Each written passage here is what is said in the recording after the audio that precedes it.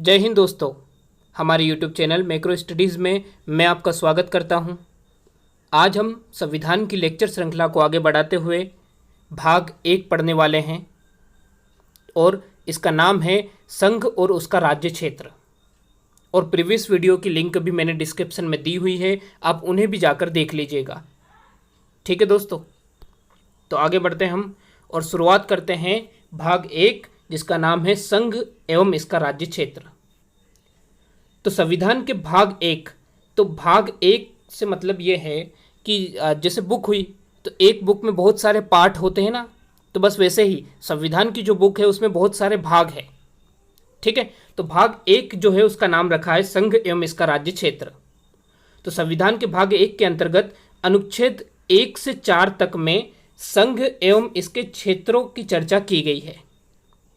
Okay, तो भाग 1 जो है इसको फिर 4 भागों में यानी 4 अनुच्छेदों में बांटा गया है और उन 4 अनुच्छेदों में संघ एवं इसके क्षेत्रों की चर्चा की गई है। अब संघ और इसके क्षेत्र क्या है तो ये हम अनुच्छेद 1 को देखते हुए समझेंगे।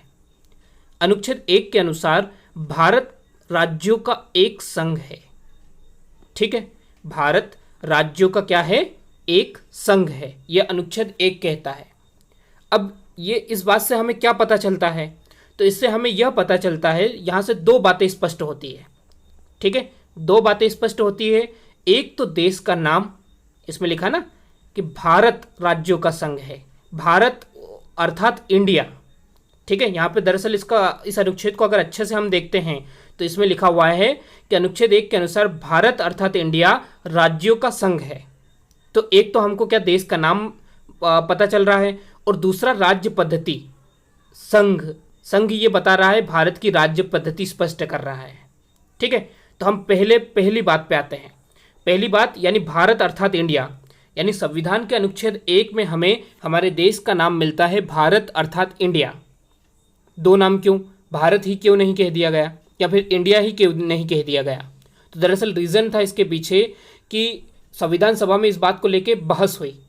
कुछ सदस्यों ने सलाह दी कि इसके परंपरागत नाम यानी भारत को ही रहने दिया जाए, जबकि कुछ ने आधुनिक नाम अर्थात इंडिया की वकालत की। तो यहाँ पे क्या हुआ, संविधान सभा ने दोनों को स्वीकार कर लिया और यहाँ पे कह दिया भारत अर्थात इंडिया, दोनों नाम ले लिए। ठीक है दोस्तों, तो ये तो हुई थी नाम से संबंधित कहानी। अब हम थोड़ा इसकी राज्य पद्धति पे चर्चा करते हैं। तो क्या है, भारत एक संघ है। संघ है से तात्पर्य यह है कि भारत जो है वो राज्यों के समझौते का परिणाम नहीं है। ठीक है, भारत एक यूनियन है, यानी वो उसमें राज्यों को भारत से अधिकार होने का अधिकार नहीं है। ठीक है, अगर कोई चाहे, कोई राज्य चाहे जम्मू कश्मीर हो, पंजाब हो या कोई सा भी राज्य हो, अगर वो चाहे कि वो भारत से अलग हो जाए, स्वतंत्र राज्य हो जाए, तो ऐसा पॉसिबल नहीं है। क्यों? क्योंकि भारत एक संघ है, ये राज्यों के बीच समझौते का परिणाम नहीं है। ठीक है दोस्तों, यानी अनेकता में एकता ही हमारी शान है, इसलिए मेरा भारत महान है। ठीक है, जैसे अमेरिका की अगर हम बात करें तो अमेरिका में राज्यों ने समझौता करके केंद्र को बनाया है, विभिन्न राज्यों ने समझौता करके केंद्र को बनाया है, लेकिन भारत में ऐसा नहीं है। भारत ने राज्यों को बनाया है, न कि राज्यों ने भारत को बनाया है। ठीक है दोस्तों, तो यहाँ पर अगर हम देखें तो भारत राज्य क्षेत्र में वे सभी भूभाग आते हैं जिस पर भारत की प्रभुसत्ता का विस्तार है। इसमें राज्य, केंद्र शासित प्रदेश और अर्जित राज्य क्षेत्र शामिल है। ठीक है, राज्य तो आप समझ गए होंगे, मध्य प्रदेश, उत्तर प्रदेश ये राज्य हो गए।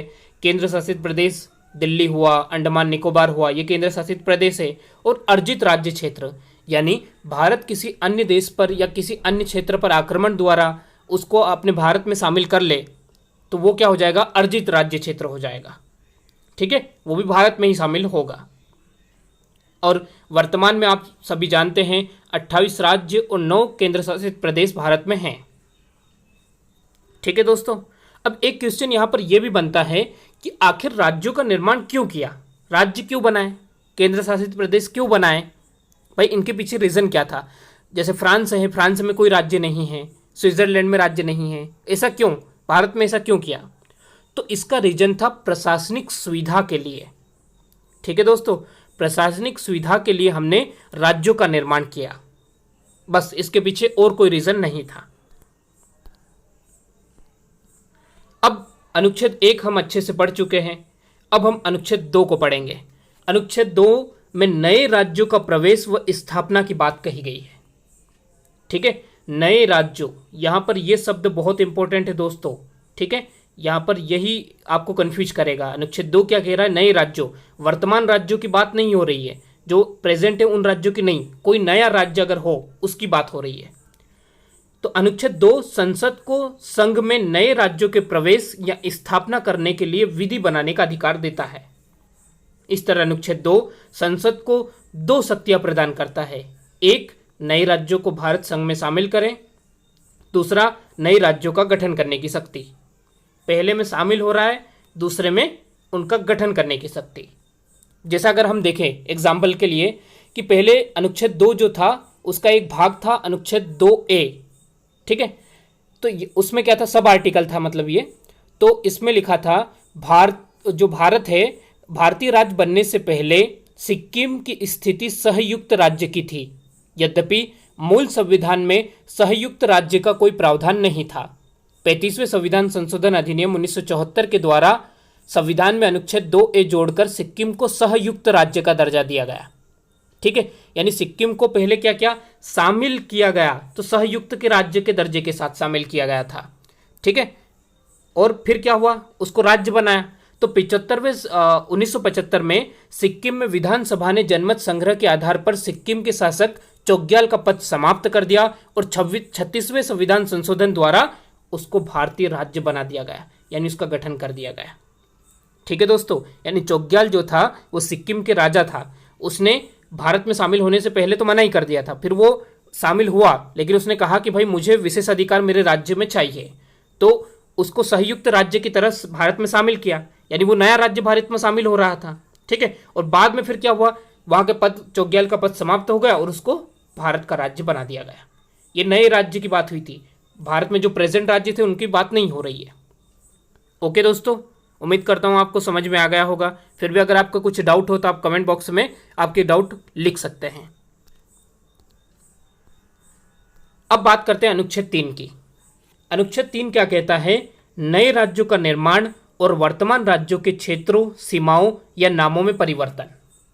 ठीक है, अब एक बात आप समझिएगा कि यहां पर अनुच्छेद 2 जो था, अनुच्छेद 2 नए राज्यों की बात कर रहा था, जो कि यहां पर प्रेजेंट वर्तमान भारतीय राज्यों की बात नहीं थी। ठीक है, लेकिन ये क्या हो रहा है? नए राज्यों के निर्माण, यानी वर्तमान जो राज्य हैं उनमें से नए राज्यों के निर्माण की बात कर रहा है कि वर्तमान राज्यों के क्षेत्र, सीमाओं, नामों में परिवर्तन और वर्तमान राज्यों से नए राज्यों के निर्माण की बात कर रहा है। ठीक है, जो अन्य जो जैसे सिक्किम को शामिल किया हुआ वो अनुच्छेद 2 के अंतर्गत किया गया था, अनुच्छेद 3 के अंतर्गत नहीं किया गया था। हाँ, लेकिन सिक्किम के नाम, सीमा और इसमें अगर हम परिवर्तन कर दें तो अनुच्छेद 3 के अंतर्गत हो जाएगा, क्योंकि अब वो भारत का हिस्सा है।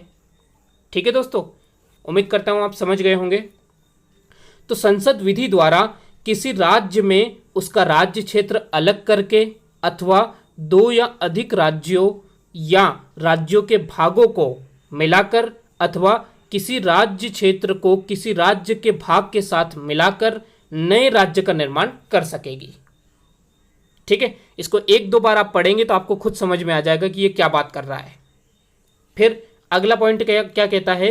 किसी राज्य का क्षेत्र बढ़ा सकेगी, किसी राज्य क्षेत्र घटा सकेगी, किसी राज्य की सीमाओं में परिवर्तन कर सकेगी, किसी राज्य के नाम में परिवर्तन कर सकेगी।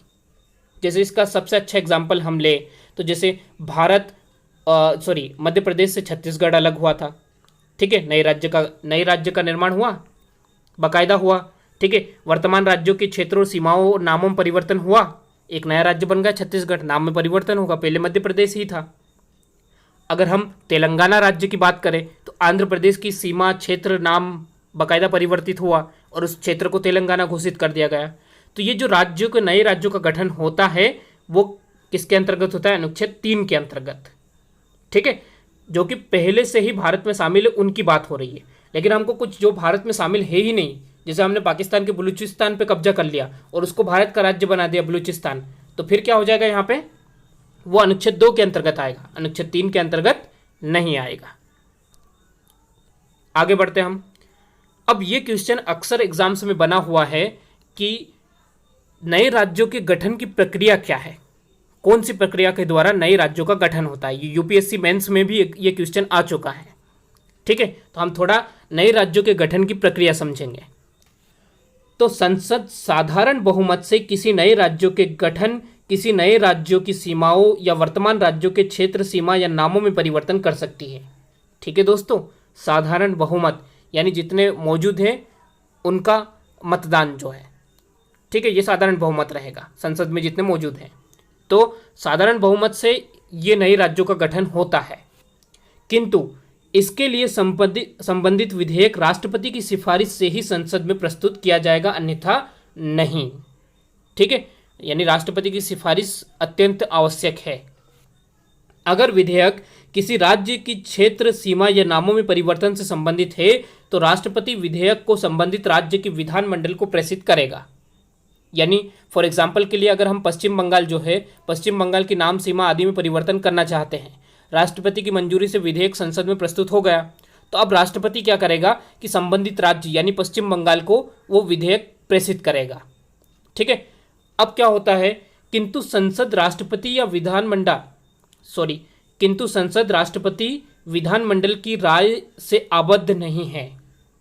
यानी कि ये इनकी राय मानने के लिए आबद्ध नहीं है। यानी पश्चिम बंगाल सरकार ने अगर विधानसभा में ये प्रस्ताव पारित कर दिया कि पश्चिम बंगाल की नाम सीमा आदि में परिवर्तन नहीं हो सकता, तो ये बात मानने के लिए राष्ट्रपति या संसद आबद्ध नहीं है। जरूरी नहीं उनकी राय मानी जाए, बस उनको भेज दिया है बस।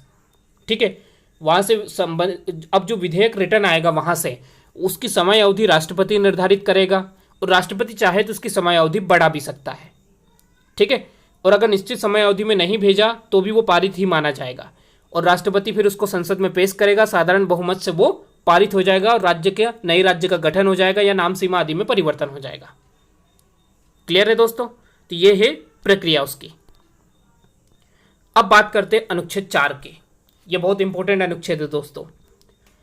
भाग 1 को प्रभावी करने के लिए विधि संसद बनाएगी। अनुच्छेद क्या कहता है कि भाग 1 को प्रभावी करने के लिए विधि कौन बनाएगी? संसद। इसलिए संसद को विधायिका भी कहा जाता है क्योंकि वो विधि निर्माण का कार्य करती है।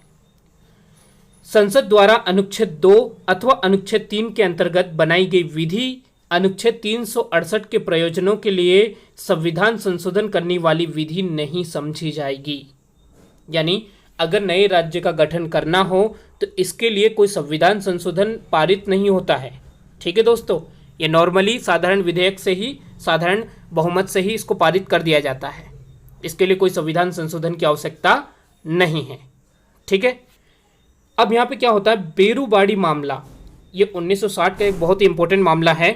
इसमें सर्वोच्च न्यायालय के समक्ष राय के लिए यह प्रश्न आया कि अनुच्छेद 3 के अंतर्गत राज्यों के क्षेत्र और सीमाओं में परिवर्तन की संसद की शक्ति में क्या राज्य या उसके भूभाग को किसी विदेशी राज्य को सौंपने की शक्ति नहीं थे। भाई ये क्वेश्चन आया कि भाई संसद के पास क्या ये पावर है कि वो भारत का कोई सा क्षेत्र विदेश को सौंप सकती है, किसी विदेशी राज्य को सौंप सकती है। ठीक है, अब ये सुप्रीम कोर्ट ने इसका क्या फैसला सुनाया, तो सुप्रीम कोर्ट ने कहा कि न्यायालय ने कहा कि संसद साधारण विधि द्वारा ऐसा नहीं कर सकती। इसके लिए अनुच्छेद 368 के तहत संविधान संशोधन करना होगा।